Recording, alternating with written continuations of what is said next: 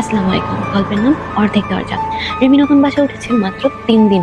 বাসাটা পুরনো, কিন্তু ভাড়া কম, তাই আর সে না করেনি। প্রথম রাতেই সে একটা বিষয় খেয়াল করলো, শোবার ঘরের দরজাটা ঠিক মতো বন্ধ হয় না। যতই লাগাও একটু ফাঁকা থেকেই যায়, যেন কেউ ইচ্ছে করে খুলে রেখে গেছে। দ্বিতীয় রাতে ঘুমা ভাঙলো হালকা কুটকুট শব্দে। সে ভাবলো হয়তো ইঁদুর হবে, কিন্তু চোখ খুলতে দেখলো দরজাটা আরো একটু খুলে গেছে, আর সেই দরজার ফাঁকা দিয়ে কেউ যেন তাকিয়ে আছে।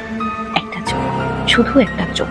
রিমি জমে গেল, চিৎকারও করতে পারলো না। কিছুক্ষণ পর সাহস করে লাইট জ্বালালো। দরজার বাহিরে কেউ নেই।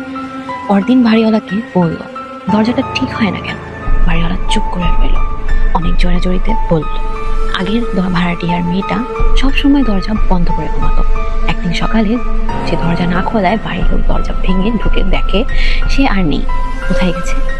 বাড়িওয়ালা ধীরে ঘরের ভিতরেই ছিল, কিন্তু মাথাটা দরজার পাশে মাটিয়েছিল, যেন কেউ বাইরে থেকে টেনেছিল। সেদিন রাতে রিমি সিদ্ধান্ত নিল আজ দরজা খোলা রেখেই ঘুমাবে। লাইট নিভিয়ে শুয়ে পড়ল। কিছুক্ষণ পর মনে হলো কেউ দরজাটা ধীরে ধীরে বন্ধ করছে।